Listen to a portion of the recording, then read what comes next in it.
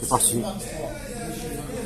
Rabotaï, je voulais partager avec vous une histoire personnelle. Bon, Rachel, on en a chacun plusieurs, mais bon, en tout cas, moi, j'ai le privilège de vous raconter ma vie. Voilà, ce qui s'est passé. Vous savez, j'ai une grande sensibilité vis-à-vis de mes écrits, vis-à-vis des livres que Kadosh Baruch Hu, avec sa bonté, m'a permis de mettre au monde, d'amener au monde. Et j'ai pris avec vous, devant lui, aussi bien pour votre bien à vous, et aussi pour le mien, Kadosh Baruch Hu m'aide, et me donne les forces de continuer à prodiger, à produire encore d'autres bons livres. Maintenant, pourquoi j'ai dit... Amen. Maintenant, j'ai dit pourquoi je dis ça.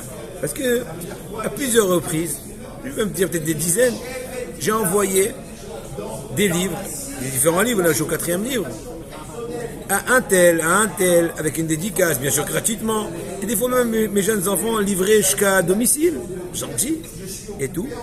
Et dans la personne, n'a pas le temps de se gratter la tête, et des fois même n'a pas l'idée, la bonne idée de reconnaissance de lever même un coup de fil, mais encore pire que des fois ça arrive qu'on se rencontre nez à nez, face à face, à la synagogue ou par-ci par-là, ni vu, ni connu, et même s'il disait bonjour, à la rigueur je pousse l'idée, et te dit un demi-bonjour, sûrement parce qu'il est gêné. Maintenant, c'est vrai qu'on peut dire, peut-être qu'il n'a pas encore reçu, ils l'ont mis de côté. Peut-être qu'il attend de le voir mieux pour mieux me dire un gentiment.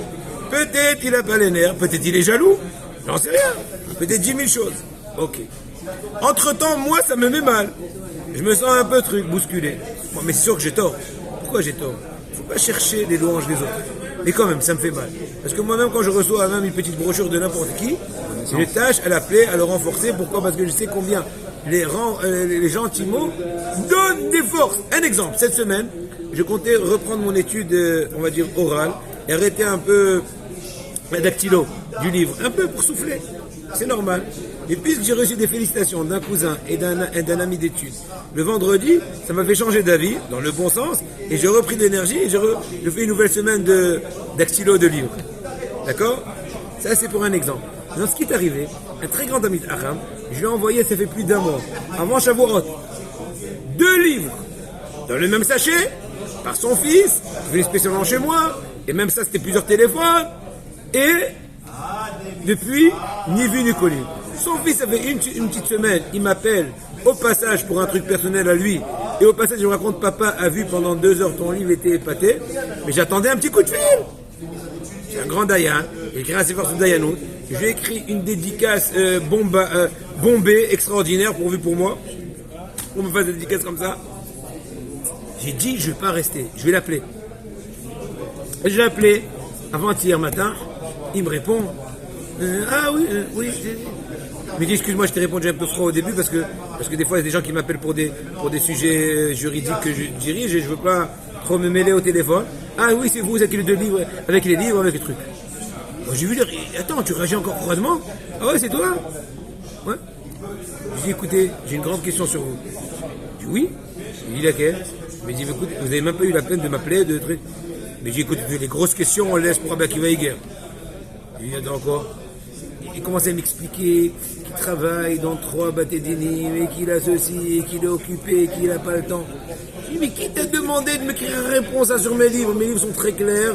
Celui qui s'y connaît dans le sujet, en 2-2, il comprend l'importance et combien d'investissements là-dessus. Je m'en dis juste un coup de fil. Ah, si c'est comme ça, oui, je comprends. Excuse-moi, tu m'excuses. J'ai senti, tu m'excuses comme pour me tirer les excuses et aller dormir. Comme ça, j'ai senti. On a fait la discussion, j'ai dit, mais non, il n'y a aucun problème. Si je décidais mes pages, je n'aurais même pas fait l'appel. Parce que bon, c'était un peu, il m'a dit, non, j'apprends pour le futur, etc. On a fini l'histoire. Hier soir, j'étais en train d'actilo. Il m'appelle. Écoute, je viens de comprendre ce qui s'est passé. Je dis, qu'est-ce qu'il y a? Tu as dévoilé la planète Mars, Neptune, quoi? Il dit, non. Le livre que j'ai tenu en main à l'époque, c'était le livre sur Mikvé. Tu m'envoyais 2 livres, n'est-ce pas? Maintenant, moi, j'ai envoyé Mikvé. Pas parce que pour qu'il réagisse. Parce qu'à la fin de Mikvé, j'ai parlé du Maroc et ça l'intéressait. C'est moi, lui, il a vu une dédicace. D'ailleurs, là-bas aussi, je fais une deuxième dédicace, mais plus courte. Je vais pas faire une Megillah à chaque livre. Sur chaque livre. Donc, je m'y connaissais pas trop dans le sujet. Je n'ai pas le temps de m'approfondir pour pouvoir réagir en rédaction. Maintenant, je viens et j'étais pas tranquille. J'ai recherché et j'ai compris. Le véritable livre qui me concerne sur la Dayanout était oui chez moi, mais il n'est pas arrivé à mes mains, il est resté quelque part dans ma maison. Je viens de le voir que maintenant. Et j'ai vu la dédicace, tu as exagéré, c'est trop, mais quel travail, comment tu peux faire ça? Je lui ai dit, écoute bien, je suis vraiment désolé. Je lui ai dit, au lieu d'être désolé, moi j'ai pris une leçon de Moussa. Combien le Kav Zérout peut être, bien que je l'ai donné à son fils dans le même sachet étriqué 2 livres. Pour une raison ou pour une autre, ils sont dispersés. Qui aurait pu penser à cela? J'apprends de cela. Cherche tout le temps le plus loin possible, parce que c'est pas sûr que je t'aurai éloigné.